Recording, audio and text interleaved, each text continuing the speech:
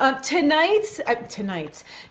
at me. Today's Q&A is brought to you in partnership with our very good friends at Lullaby Earth and Naturepedic. I've been working with these guys for years. I mean, like literally, what, like 2010? Years and years and years.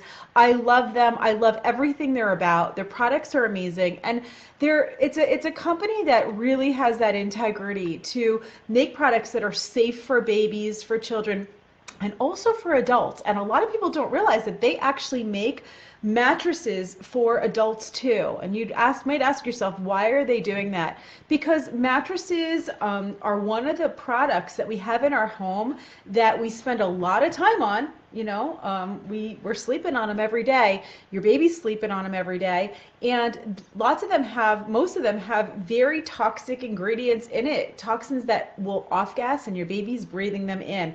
So they just make products that are fully chemical-free, they're flame retardant-free, they're not off-gassing the same way. And so it's something to really take a look at and consider. When people ask me, what are the things that you recommend that we should be looking at for preventing toxic exposure for our children? What are the most important things that need to be organic, whether they're organic or just chemical free? Mattresses are like one of the top of the list. And so I really encourage you to take a look at both the Naturepedic line and the Lullaby Earth line, made by the same people, just two totally different products, but both totally safe and great features with both. And I'm going to show you a little bit about that today. We are going to have a fabulous prize as always, and we'll get to that in a little while. Yes, yeah, okay, great. So Joe, are you doing, yeah, Joe's posting the Lullaby Earth there. Excellent. So we have a link to their website so you can check it out for yourself. And later afterwards, what I'd like to see you guys do is come back to this post and post the features that you love about the Lullaby Earth Breeze crib mattresses and their covers, and tell me what are the features. And you're going to need to go over there and check it out because I want you to read it for yourself. You know, I could sit here and recite it, and I will, but I really want you to see for yourself what are some of those great features. Okay, so let's move on. I have a few surprises today, a few announcements, a few things we're going to do, but we're going to start first with questions. Now, for those of you guys who have been around for a while, you know the rule here. And for those of you guys that are new, and we have lots of new people, I mean, the page is growing like crazy. There are new people joining every day, and we're super excited to see that because that means that the word is spreading and moms want information and you guys are sharing it with your friends and it's getting out there. And I could not be any happier. This is the thing that brings me the most joy in my life, is to do this with all of you. You know that. So I want to reiterate the rules here. When somebody asks a question, when I read a question and I answer the question, what do we do? What do we do when the question gets answered? What do we do? I know someone's going to know the answer to this question. What is it that we do? I'm going to wait because I know there's a delay, and I'm going to be okay with waiting about that. Let's see, what do we do? What is the rule? Give hearts! Yay, Macy! She was the first one to answer. Yes, give hearts. Okay, hearts, hearts, hearts. That means there's a little button right there. If you see the heart where you have the comments, you give lots of hearts. That means we get lots of love going across the screen. It makes me feel you, you feel me, and we are just, this world needs more love. Especially these days, we need a lot of love, and so we all want to see those hearts. It's just, it's uplifting. I mean, don't you guys feel good when you see all that, like when you see like a lot of hearts going across the screen? It's not just about giving, it's not about giving me love. It's about us giving love in general, and that feels good for all of us. So the more hearts, the better, okay? And you could even do it during, because I might even talk more. I might even give you more, because I may be so inspired, right? Joe gives me a lot of love, and he's very smart. When he gives me lots of love, he gets a lot back. So this is the same thing, right?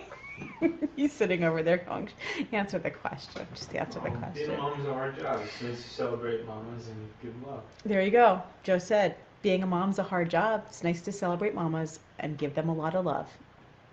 Well said. Well said, hubby. Well said. Okay, so let's get on with the first question here. Okay, our first question came from, and I'm struggling a little bit with the names because the way that my questions are printing out, it's giving me like a highlight of their name. So I have to squint for the name. If I get your name wrong, it's because it's really blurred out, but the question's there, and that's the most important thing. But this one, I believe, says Kelly. Okay, so Kelly asked the question, how do you handle sore nipples with a newborn? Okay, I'm 3 days postpartum and he has a good latch, but they are so sore and I don't want to give up because I know it will get better. Oh, Kelly, first of all, congratulations on your newborn, and I'm right there with you, Mama. I know what that feels like to have those sore nipples right after delivery. So many people struggle with the same thing, and the truth is that there are things that you can do to prevent this. There are things that you can do to support this right now. And there are things that you need to look into if it's not starting to get better. Okay, so let's start with what do we do for you right now that you're already sore. 3 days into it, that soreness is caused by one of three things. Okay, one, it could be prolonged feedings in those first few days. And I say this with a lot of opposition from sometimes, other experts who teach to just let the baby stay on as long as they want in the first day, the second day, the third day, and just allow them to nurse as long as they want. I personally do not teach this. When I teach my Simply Breastfeeding class, it's a very important part of helping you to prevent that soreness, because I always look at the long run. Like, what is our ultimate goal here? Our ultimate goal is to have you breastfeed as long as possible, for your baby to get breast milk, for your baby to get the colostrum, and for you to be able to feel comfortable so that you continue and want to do this. If we get you to a point where you're so sore by day 3, is that really going to be beneficial for your long-term breastfeeding goals? No. So if we can balance that to make it so that the baby gets everything they need, while at the same time in preserving the integrity of your skin, your nipples, and not making you so sore that you don't want to nurse anymore or that you can't, then this is super important, all right? How that happens is I encourage very frequent feedings, okay? That means like every hour if you can, wake the baby up a little bit. Frequent feedings, but short feedings in those first few days. Short feedings. Some babies, this will be no problem at all because the baby's so sleepy, they'll only nurse for a few minutes and then fall asleep, which is fine, okay? We're talking about a little bit of colostrum frequently, okay? And colostrum, if you guys have seen my Q&As, very small amounts. We're talking a teaspoon at a time. But for those babies that come out and they just want to stay on for hours and hours and hours, they love to suck. Sucking is a very, it's an instinct, it's a reflex, it's a life-sustaining reflex that's super important. We want them to suck, and we're glad that they do. But if they're just a baby that will stay on for hours at a time, and the nurses or the lactation consultants, somebody's encouraging you to do 20 minutes on each side that first day, okay, or that second day after delivery, the baby's not getting more milk for 20 minutes just because you're staying on for 20 minutes, but your nipples may need more time to get accustomed to that sucking. So my advice is to do shorter feedings more frequently, okay, more frequently. You're basically trying to get the colostrum in, and you're trying to give good stimulation to the nipple, frequent stimulation to the nipple, not so much to get the milk to come in. That's that works on a whole other process, how the milk comes in, but to help to build those receptor sites, to help to establish a good milk supply, you want to have those frequent feedings in those early days, okay? Now, that's not necessarily going to help you right now, Kelly, because you're obviously already sore and something's going on. It could have been prolonged feedings, and I see you here in the chat room, sweetheart. So if you want to let me know too what happened, did you feed for a long period of time, we can address that. But the main thing that causes sore nipples is that, and also an improper latch and position. So you want to make sure that from the very first feeding you're getting support on how to properly latch your baby. Sometimes that's doable with the staff that's around you, sometimes it's not, and that's why you want to, one, if you're already in this predicament, you want to make an appointment with an IBCLC as soon as possible. Don't wait, because whatever caused that soreness is still happening. And it could be just the most minor adjustment in your latch that will help to prevent continued soreness, cracking, which can lead to mastitis and all other things. Okay, so you want to make that appointment. Make sure that you got your baby positioned properly. Again, in my class, I'm going to keep coming back to it because I do go over all of this stuff. In my class, it does have a whole chapter on proper latch and position of your baby. I would say that it is imperative that you watch that and try to see if there's something that I'm telling you there that you may not be doing. It could be the smallest thing, like the tilt of the baby's head from this position to this position, how close you're holding them because of the positioning of the head. Those things can actually cause you to be sore. And I see Kelly just responded, and she said he's feeding about 15 minutes on average, sometimes 20 to 25, but it's closer to 15 minutes most times. This is fine once the milk actually finally comes in, but those first 3 days to do 25, 15, 25 minutes per side, I think that's a lot of stimulation. I know people are going to disagree with what I'm saying. It's not what you read in all the books, but remember, when I give you advice, a lot of this is based on my clinical experience, not my personal experience. Okay, I did everything wrong. I was a midwife, I delivered babies, and I did it all wrong. I followed some of the advice that's out there, I followed some of the books, and you know what happened? I ended up with bleeding cracked nipples. So I feel you, Kelly, and I understand. I also have worked with thousands of moms breastfeeding and have seen that by doing those shorter, more frequent feedings in those early days, they don't actually have the issue you're having. So you may want to start, milk just started last night and this morning. Excellent. Okay, so the feedings now you don't want to minimize, okay? Because your milk is in and you want your baby to be getting all the milk, and you know they're at the point now where they need to start actually taking in volume. So you're not going to actually ever look at the clock right now, but you do need to make sure that your positioning and your latch is okay. It could be that it is okay and it was just those prolonged feedings. The third thing that I want to mention that could be the issue too is sometimes it has to do with a lip tie or a tongue tie, some kind of a structural issue within the baby's mouth. And so if it's not resolving, you definitely want, and it's not resolving, you are positioning properly, you've gotten support with that, and you still have the issue, that is one of the other causes of very sore nipples and pain, okay? And that's actually part of what we're going to be talking about, because I have a big announcement. I know this comes up all the time, the question about lip ties, tongue ties. I actually have 2 questions, one from Kayla and one from Jennifer just today, okay? Every time, every stream, there is a question about tongue ties and lip ties and what to do about that.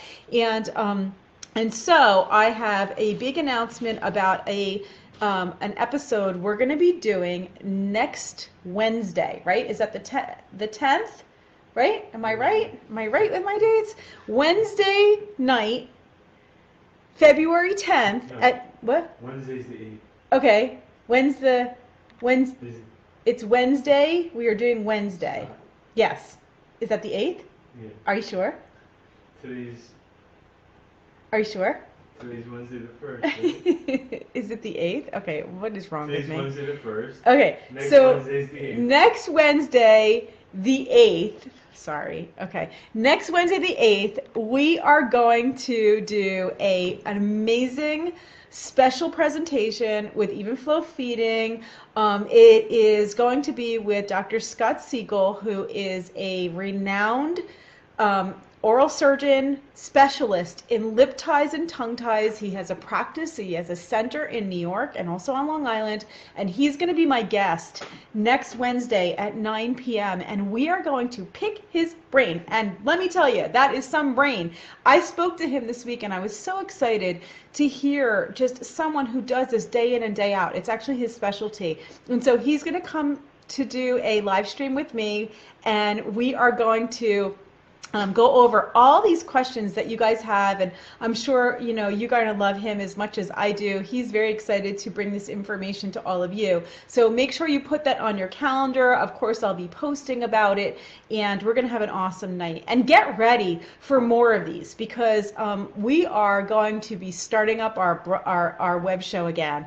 And this is going to be, one of our episodes. We did a web show all those years ago. It's starting again because, again, this is what it's all about, is bringing in the experts to talk about this. Some things I'm an expert in, some things I'm not the expert in, and that's okay. I'm going to bring you the expert, and then we're going to have conversations about it. So I've got some really good stuff. Next week, there's actually 2 really good shows for next week, which we'll talk about in a minute. But that's next Wednesday, okay? And so for Kayla and for Jennifer, asking for advice on lip ties, on advice for breastfeeding after a lip tie, she's about to have the procedure done, for someone asking, for Kayla asking about outgrowing a lip tie, tongue tie. All these things we will talk about next week, okay? So who's excited? Let's get some hearts for Dr. Scott, who's going to be with us, and for bringing you the information that I know you want to hear about. Hearts, hearts, hearts, and hearts for Kelly and her new 3-day-old baby. Let's just help you for a second, one more second. Good? Her comment. Kelly's? My husband is actually out buying the Evenflo right now because I have to go back to work in 6 weeks. Excellent. Okay, good. You know what? You're going to need it. You're going back to work in 6 weeks, and good choice. Good choice. Could not tell you a better choice. All right. So perfectly. I want to see hearts for Kelly, and make sure that you're also putting a little bit of your breast milk on your nipples. That will help. You can also be using the some good nipple cream, one that is lanolin free. Okay, you guys know that I want lanolin free nipple creams. I want organic nipple creams, one with no toxin in it.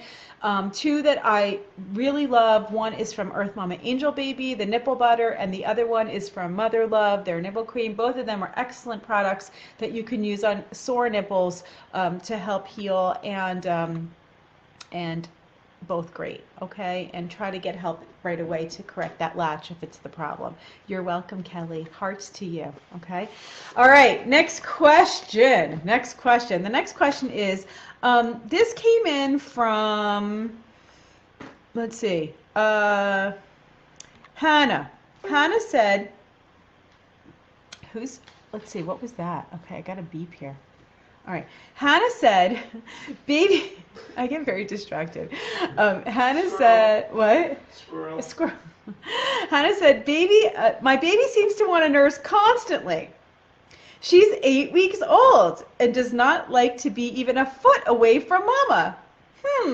I wonder why. Okay, she's lived her entire life next to mama, inside of mama. Okay, she wants to nurse and sleep every night, even at nap. She wants to nurse to sleep every night, and even at nap time. I've also got a 4-year-old who needs my attention. I've completely ignored my housework. I absolutely love the time I get to spend with her, but will she outgrow this? Is there a limit I should put on nursing to sleep? Okay, so Hannah, your baby is 8 weeks old. There's no limit that you should be putting on nursing right now. She actually is telling you what she needs nursing to sleep right now. You can't really train an 8-week-old. She's doing what she needs to do.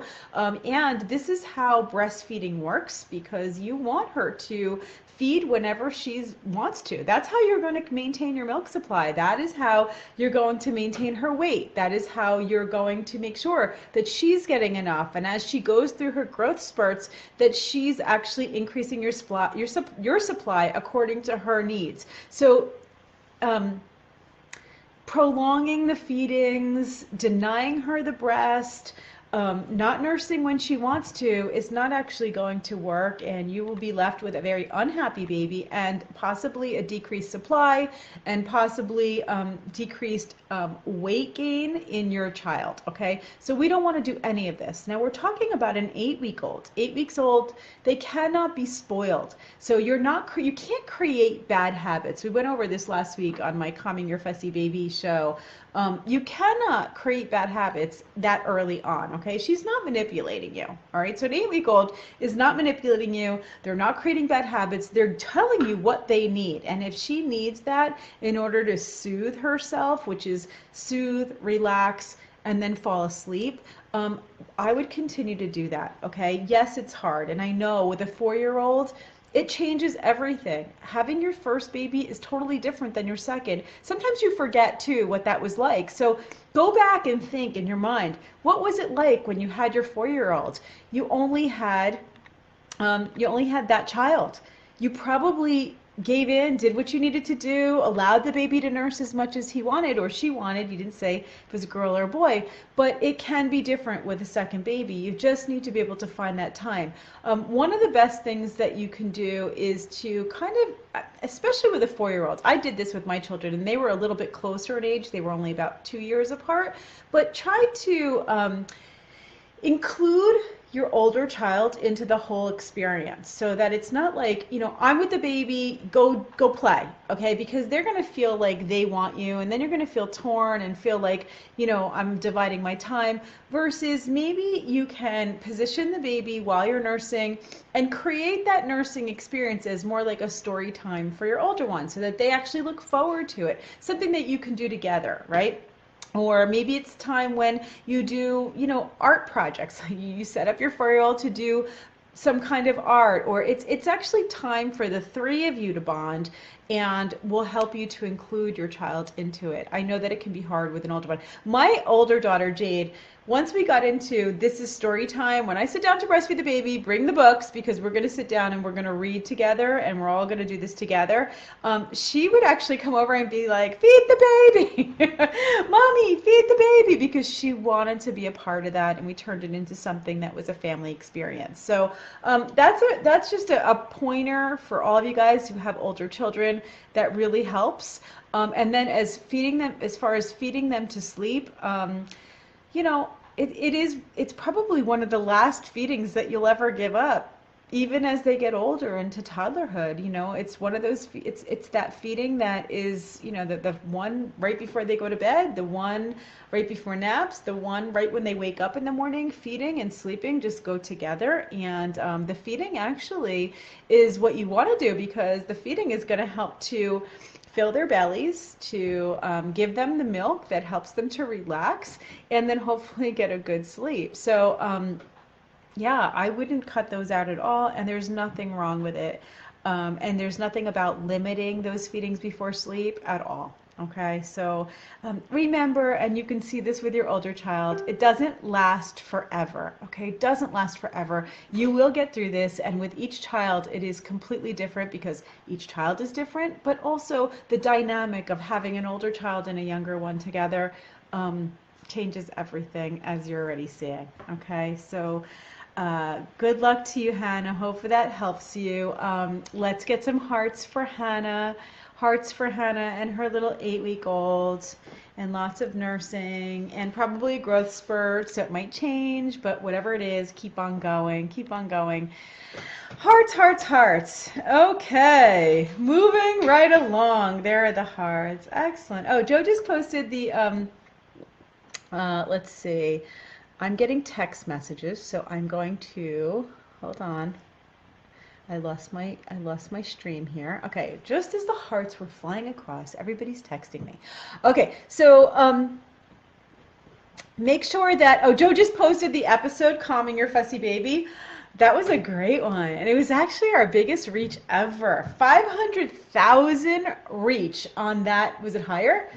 Oh, it was over 500,000 reached on that stream. Can you imagine? That's amazing. That was from all your sharing. That was from all your comments and all your hearts. More people got to see that stream than we've ever had before. And I just want to make that the new norm. The new norm, because this information is important. We want all these people to see it. So fantastic. He just posted the link there, so if you missed it, it's a good one. Go back, okay? That was with Love to Dream, who I love so much out there. Anyway, okay, so let's move on to the next question. The next question comes in from Ashley. Okay, Ashley asked the question, my 6-day-old, okay, so lots of new mommies with all their little tiny little newborns today, okay? My 6-day-old sleeps for 4 to 5 hours at a time.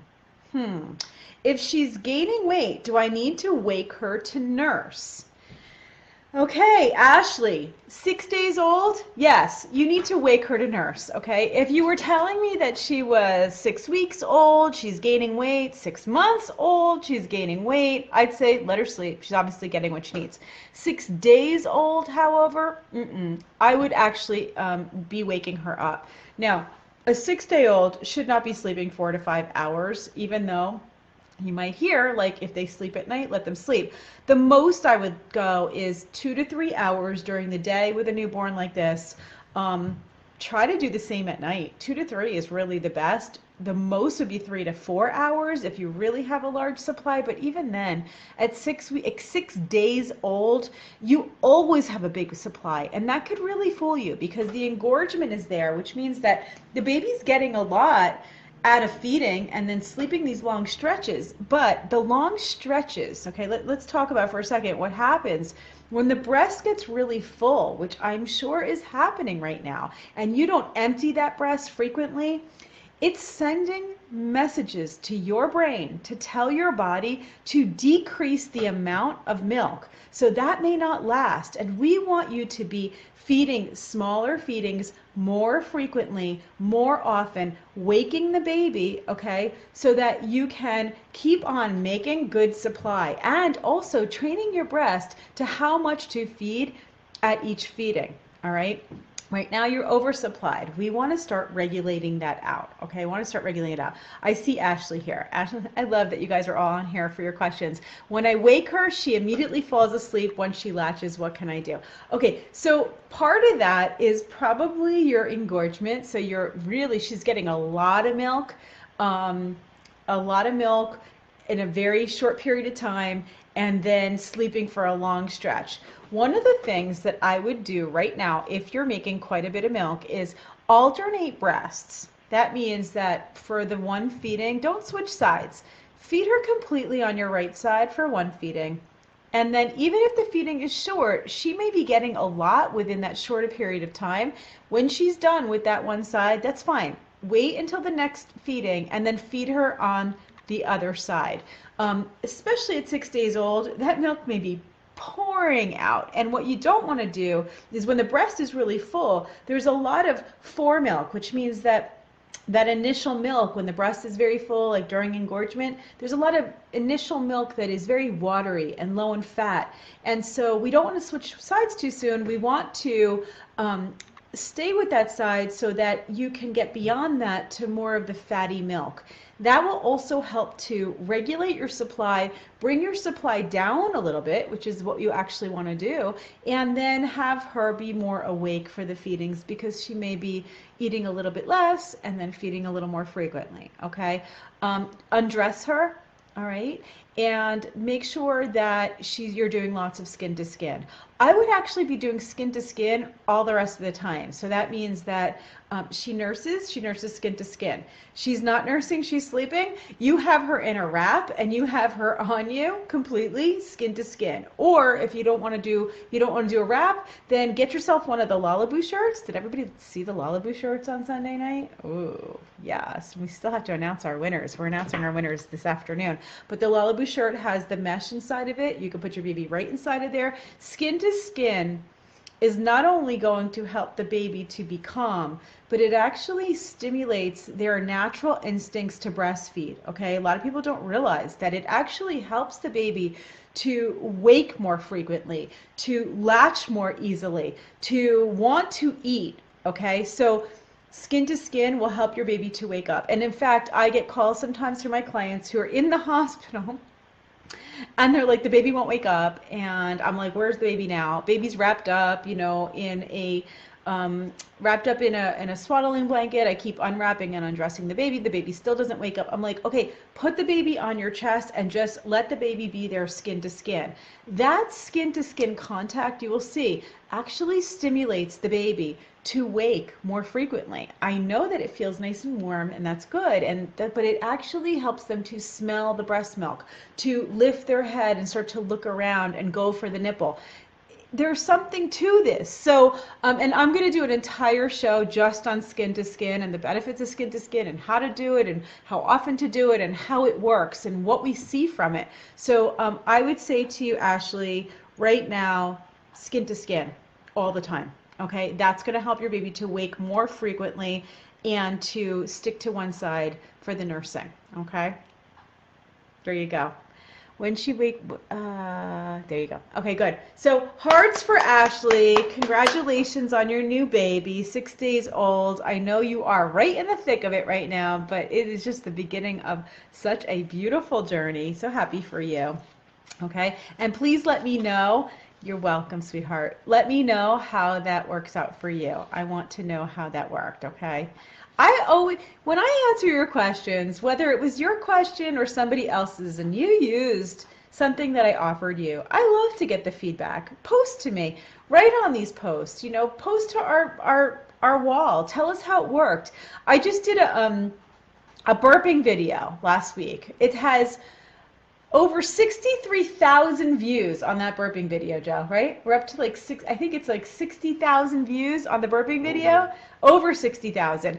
And just to get the feedback, I love it. These are people who don't even follow my page, but they're watching it because people are sharing it. It's had so many shares and everything. And so on the burping video, I have people coming back and saying, I was very skeptical, like this looks weird, right? But I tried your burping method and it totally worked. The burp came right out. So I love to get that feedback, know what's working, what's not, and also what might not be working, because maybe we need to adjust and give you more advice or different advice, or maybe we need more questions asked. So excellent. All right, so hearts for Ashley, hearts for Ashley. Yay, yay. Let's talk about, for a minute, I got two things to talk about. First of all, I want to talk about our prize for today, okay? And our sponsor, Lullaby Earth, Naturepedic, one and the same company, two totally different products, but both equally amazing, okay? Like I said to you before, these are, the Lullaby Earth line is a line of non-toxic, flame retardant, waterproof, okay, waterproof crib mattresses that are not only so great for your baby, but completely affordable and accessible for most moms, which is really important, okay?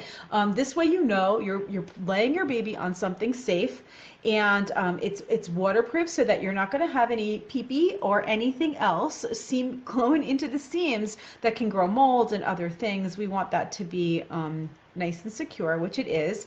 The Lullaby Earth mattresses also have very secure borders and edges, which means that it fits really securely inside your crib, because you don't want anything to come between the crib itself and the mattress where babies can get caught. So that's for their safety issues, for SIDS, super important, or when they're stepping on the sides, because they do when they start to get older and they're standing on the sides of the crib. You want that edge support where it's not sinking down and their little feet are getting caught, okay? So it has all of those things and more. And when I say and more, what I'm talking about is the Lullaby Earth Breeze, okay? The Breeze covers. Breeze covers are the waterproof, sort of breathable mesh cover that Lullaby Earth made to make their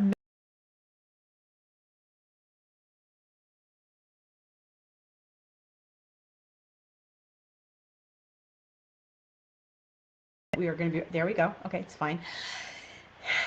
The Breeze cover is breathable, and I'm going to show you what it looks like right now, okay? This is actually, what is this? This is the white one, okay?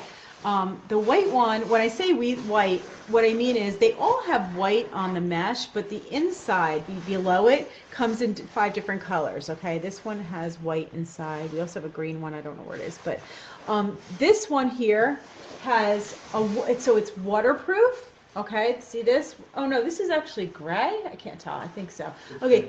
What? It's gray. It's gray. Okay, so this is the inside, which is waterproof. This here is the breathable cover, okay? This is the cover that goes over the Lullaby Earth mattress. Now, this cover can also go over any of your standard size crib mattresses. So if you don't have the Lullaby Earth mattress, or you're not able to get one, or you're not planning to get one, but you'd like to get the breathable cover, that's available to purchase. Joe just put the link up here, okay? They're called mattress pads. And like you can see, they're like fitted sheets. And that's exactly what it is. It's the sheet. You use this without a sheet. This is the sheet. And putting a sheet over this would actually defeat the purpose. As you can see, these little mesh, okay, this little mesh here, what it does, it creates breathability. Now, what is breathability? Breathability means that air is circulating, okay, and the babies, who has a sweaty baby, okay? I still have sweaty kids, all right? Babies are sweaty. Kids sweat a lot, all right, especially babies. Anybody with a sweaty baby out there, okay? This breathable cover is going to keep them cool, allow for air circulation, and make it so that it is more breathable to the baby. When the baby is cool, the baby is less at risk for SIDS too, okay? Remember, one of the risks for SIDS is overheating, and so we want your babies to stay cool. That's what it does, all right? So that breathability it creates a breathable surface, but it also has a waterproof to it, all right? And yes, they're asking, do you use a sheet? You do not use a sheet with that, okay? Excellent. Excellent. You got to sweat. Your husband is extra sweaty. I don't think they make the breathable cover in your husband's size. That's a whole separate issue that we won't talk about right now. But if you have a sweaty baby, this will absolutely work for you. Yes, it defeats the purpose. Thank you, Chelsea. All right, excellent. So yeah, they come in 5 different colors. You can use them with the Lullaby Earth mattress, and if you're expecting and you're looking at things for your registry right now, and you're considering what do I want to actually pick out, this would be number 1 of things on my list. You know, there's like a few essentials. I don't like a ton of stuff. I don't like filling the house with a ton of baby stuff, but some things are important. Your breast pump, your organic, you know, or toxin-free crib mattress. These are some of the things that are super important that I would highly recommend to you. And today, that is our prize as well. Yay! It is a Lullaby Earth Breeze mattress pad. So that means that you get to use this on any mattress you want, okay? The winner is going to win the pad, and you get to choose what color you want, okay? So what I want you to do is I want you to love this post. This is how you enter, okay? You love this post, and then you comment here telling me what feature of the Lullaby Earth Breeze you love and why you need it and what you love most about it, okay? And if you go over to the Lullaby Earth website that Joe posted earlier, you will find all the different features about it that are listed as well. You can give them some love on their Facebook page as well. That would be very nice. Very nice. They love too. Everybody loves it. And then we'll be picking a winner, okay? And today we're going to be announcing a few other winners as well from Sunday night. So lots and lots of winners, lots and lots of prizes, and best of all, lots and lots of good information. Yay, hearts for that. Hearts for Lullaby Earth, hearts for the prize, and hearts for all of it. Okay, fantastic. We got lots of hearts going on. Thank you, Joe, for posting everything I'm saying. Okay, let's move on to another question. All right, another question. This came in from Diana. Diana said, is it normal to have some breast pain a week or so after weaning? Yeah, and maybe even longer. Okay, what happens when you're weaning? What that means is, and I don't even know from your question, like how old your baby was, how you went about the weaning process. Weaning process should not be like an overnight thing. The weaning process can be, you know, should happen over several weeks or months. Weaning, okay, let's put it this way. The weaning process is actually beginning the day you start to introduce solids to your baby. That doesn't mean you stop breastfeeding or that you won't continue for years after that. But in certain ways, it's actually a beginning of the weaning process is to start introducing other foods at around 6 months of age or older, depending on when your baby is ready for solids. So weaning is a process. It's not a day.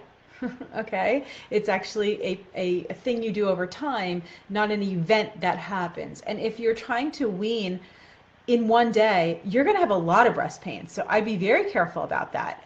The ideal way to wean your baby is to do that over time, slowly starting to decrease those feedings, slowly starting to introduce your babies to solid foods and substituting those feedings where they normally get breast milk or they're breastfeeding or you're pumping to some solid foods as well. And you want to do that slowly over time. There's some when you wean and you're at the very end with that last feeding where you just have to start to cut it out, you may feel very uncomfortable because the milk is still there and it's going to be drying up, but you could start to get very engorged. There are some products that you can look at taking to help support you with the weaning process. First of all, wearing a nice supportive bra through the entire process will help the breast to not expand fully so that it does keep the engorgement down. Wearing a comfortable bra like that will be a good idea. Some other things that you can do, there's some supplements that you can take and some teas that you can drink while you're starting to wean. One of them is from Earth Mama Angel Baby. It's called No More Milk Tea. That is completely safe and it will help you to start decreasing the amount of breast milk that you're making in a more natural way. And there's also sage, okay, which is, I believe Mother Love makes sage tincture to help decrease the amount of milk that you're making. So those are two ways that you can go about it. There's also some other herbs and like even peppermint is something that can decrease milk supply. So, get out your recipe book, make yourself some sage chicken, eat some sage, and it'll help to decrease your supply. But most of all, all those things help, but the most important thing when trying to wean off and decrease your supply is to decrease the demand. That means feeding less and pumping less, okay? And yes, you may feel some pain, which is why you want to go slowly. Remember, when you're in the weaning process, if you try to go too fast, you can cause, this is a time when you can create plugged ducts or breast infections or things like that. So you want to be very, very careful about you do it and try to do it in a slow way, okay? So good luck to you, Diana, okay? Hearts for Diana and luck to her on her next stage and adventure with her child. Yay! Hey, you want to see my cup? I don't know, is this backwards, Joe? Can you see it? Is it backwards? I love this. I just got this. Design your life. What a great message. What a great message. I'm trying to wake up in the morning and thinking, what do I want to do? How do I want my life to look? Of course, I have all my responsibilities. We have our work, we have our children, we have our families, we have things we need to do. But in between that, is there something we can do to make our lives just happy and enjoy every moment and design it in some way, adding something in that will make us feel like each day we're living, even though it feels like we're living for others. Okay, so it's a great message to me, and I just wanted to pass that along to you. I love that. Design your life. I said, Joe, I'm buying this. Remember? Yeah, that's so interesting. Yeah. On an Android, it reads normal.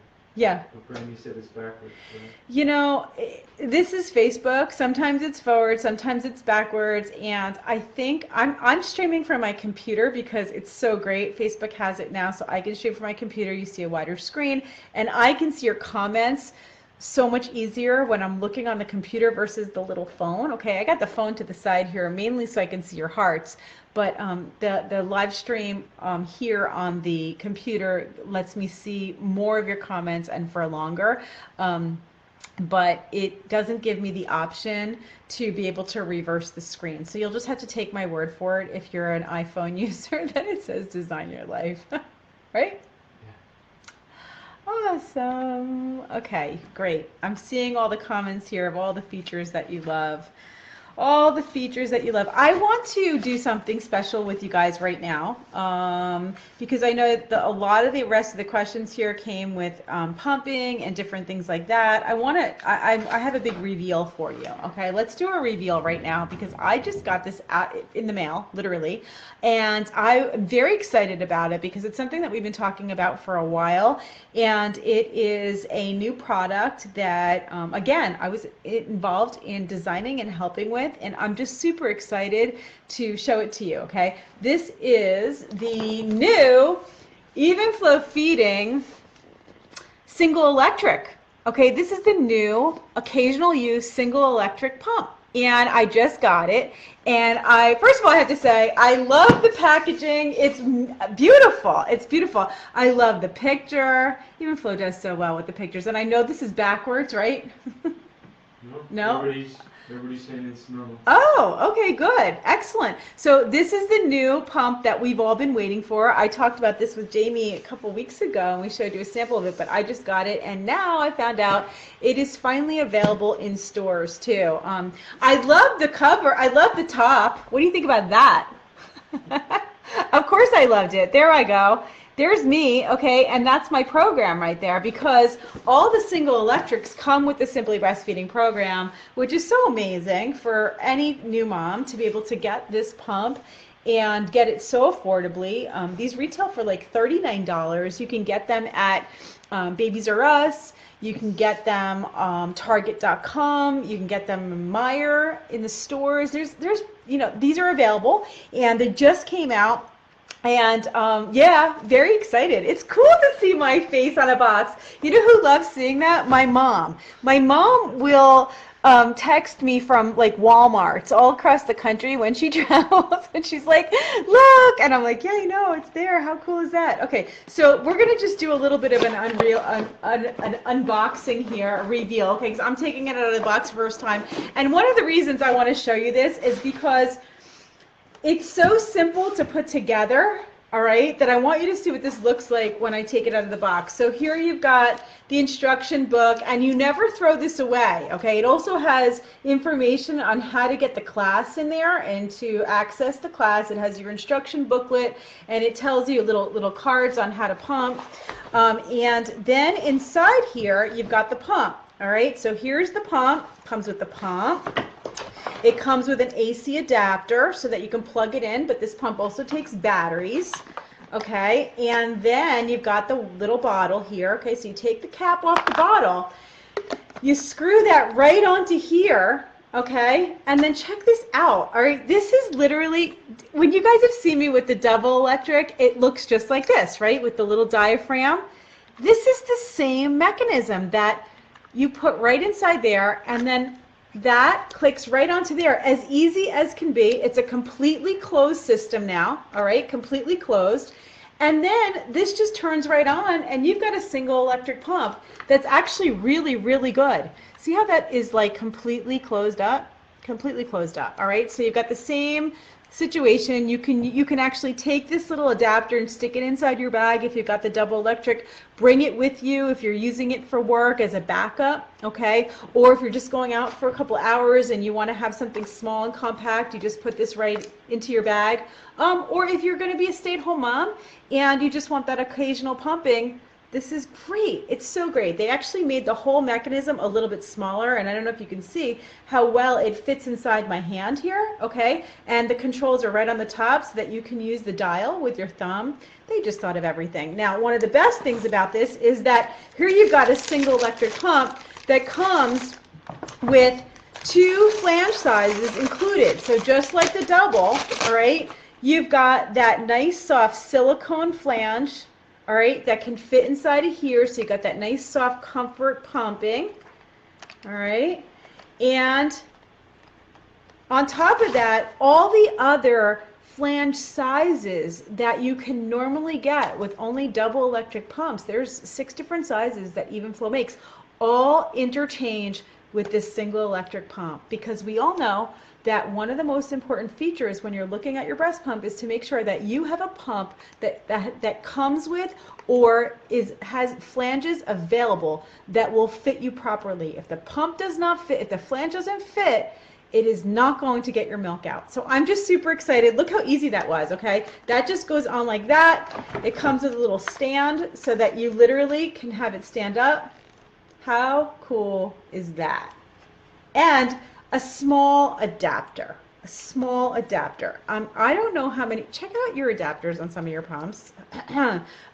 They're like bricks. I've dropped them on my feet before, and they're huge and they're heavy. And you've got this nice little small pump. You want it to be nice and light. If the adapter's really big, that kind of defeats the purpose. So just needed to throw that in because I've dropped it on my foot, and I'm not kidding. All right, so that's the big reveal. Super excited about that. Had to show you that because I just got it in the mail and I'm so happy. So happy. Ooh, I lost my screen. Okay, there we go. I'm back. All right, so there's the pump. There's the pump. Do we have time for another question? Can we get some hearts for that? That's been a long time in coming. I know you guys have been waiting for that. Let's get some hearts for the new single electric Evenflo Feeding pump. Yay! Look at all these announcements today. We've got so much great stuff going on, and we'll be giving away some pumps next Wednesday with Dr. Scott Siegel and our live stream that night. Yeah, here's the card that comes inside. That's an old picture of me, but with my curly hair. I don't have curly hair anymore, but there we go. Okay, let's do one more question. Does the pump take batteries? Yes, it takes batteries and AC adapter, both. In fact, all the pumps, both the double electric and the single electric, both take batteries and work really well with the batteries. So you can do batteries with both. Okay, let's take another question here. Let's see. This came from Kelsey. Okay, Kelsey said, "Hi, Shari. How often can an exclusively breastfeeding mom pump? And when would be the best time? Also, how long after delivery would be the best time to start pumping? I nursed my son exclusively and he never took a bottle." Okay, she has rheumatoid arthritis and went into a bad flare-up around 2 months with her last baby. It'll likely happen again this time. It was rough on her physically. She wasn't feeling well. Okay, so we understand she needs some support here. But let's answer her first question because this comes up frequently. How often can an exclusively breastfeeding mom pump? When would be the best time? Now think about it. If you're exclusively breastfeeding, it may feel like there's no time to pump because the baby's eating all the time. So when do I actually do this? A couple of good tips, and actually Joe has a video that I want him to post up right now, and it is specifically, it's me talking about when to pump when you're exclusively breastfeeding because it is an issue, all right? Now, a couple tips here. One is, if your baby's eating all the time, then yes, it's going to be hard to get tons of milk out. So part of it is your expectation. How much can you really get? Maybe I'll be that much. And the truth is that if you're exclusively breastfeeding all day long and your baby's eating at the breast, I don't even encourage you to pump more than one extra feeding. That's like maybe 3, maybe 4 ounces in a 24-hour period. One extra feeding in addition to the feedings that you're already doing for your baby. So that's not a lot, all right? We're talking maybe 3 ounces, maybe 4 ounces. Whole other topic about babies don't really eat more than that throughout the entire year, right? Not that we know that. So 3-4 ounces would be the max that I would expect to pump out in 24 hours. Now that does not have to happen all at one time. And in fact, that'll be kind of hard to do if the baby's eating all the time. The best times to pump, and Joe just put up the video here so that you can go back later. Don't click now, okay? We'll lose you. But afterwards, go back and look at this video. The best times to pump would be first thing in the morning. You'll notice, and how many of you, when I want to see some hearts and some comments here if you agree with what I'm saying, you have more milk first thing in the morning. It's the time of day when your milk supply is the greatest. How many people comment here, tell me, is it the time when you make the most amount of milk? Yes, that is just what our bodies do. It has to do with our biorhythms. It has to do with the way that our supplies are.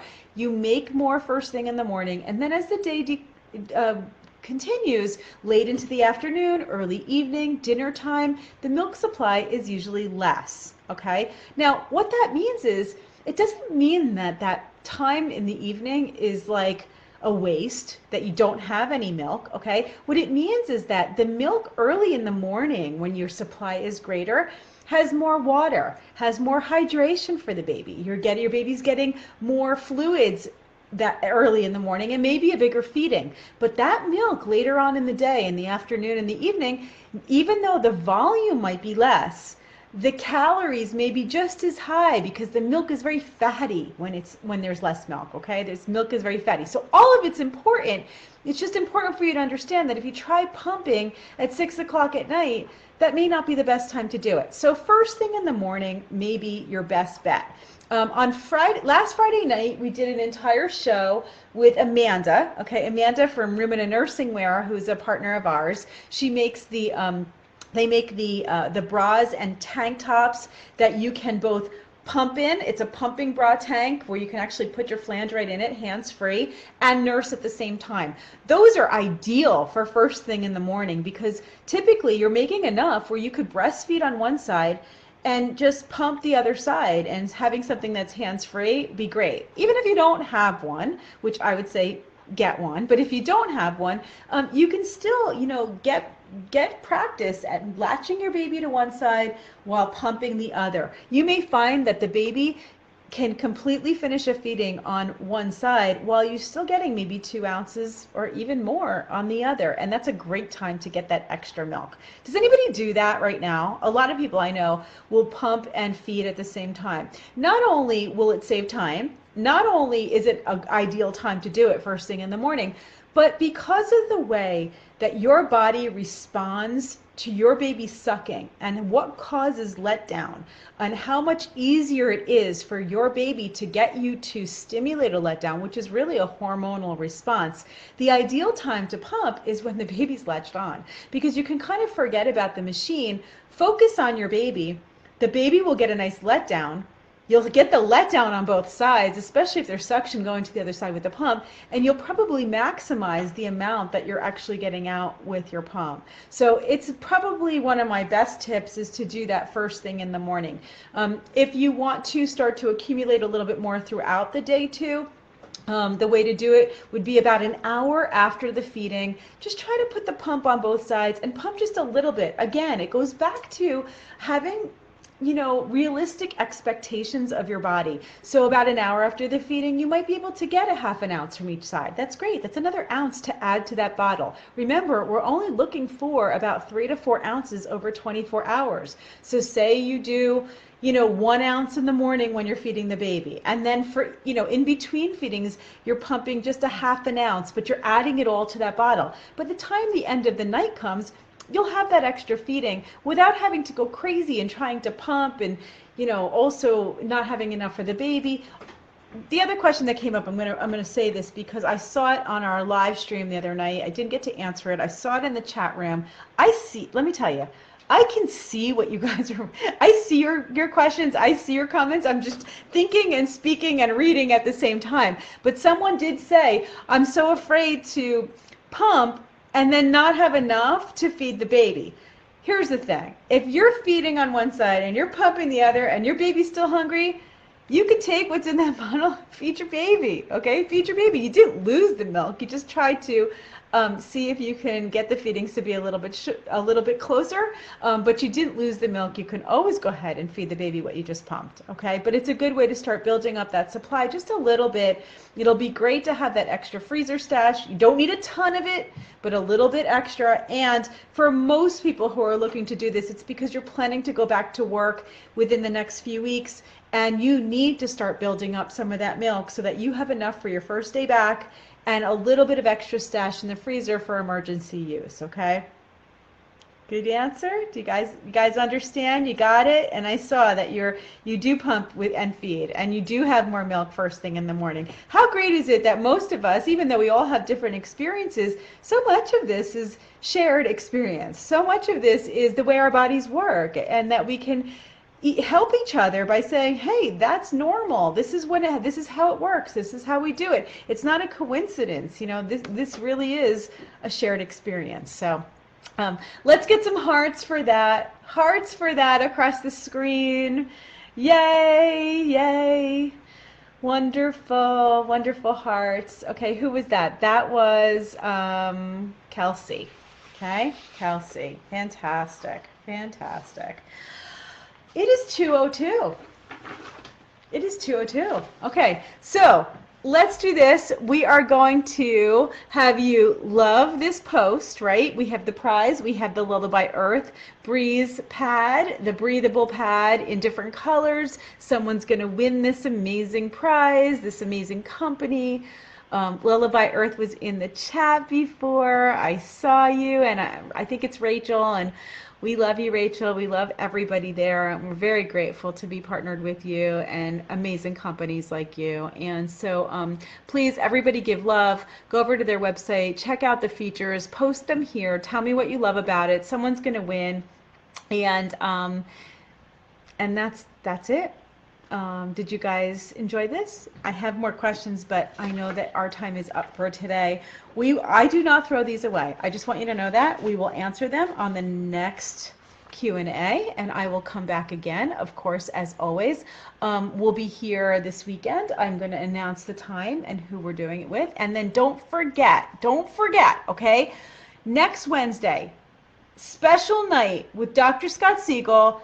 Lip ties, tongue ties with Evenflo Feeding. Do not forget, put it on your calendar and make sure that you're getting notifications from me, okay? Make sure you're getting notifications. There's a little button that says get notifications. Do you realize that when you push that button, if I go live and I'm going to be doing some surprise, like go on quick, you don't want to miss anything, especially some of our surprise prizes, events that we're going to do like in the moment. You want to make sure you're getting those notifications so that you always know when we go live, and at least you get to come and check it out, all right? So make sure that you're doing that. And meet me here this weekend, and then again on Wednesday. Mark your calendars for a special night, and we're good. Another great one. Another great one. Love you guys. Thank you, Lullaby Earth. There we go. I see them now. Okay, everybody, have a wonderful, wonderful rest of your week. I love every single one of you so much. I'll see you over on my Facebook page. Have a good day. Enjoy. Bye. Bye.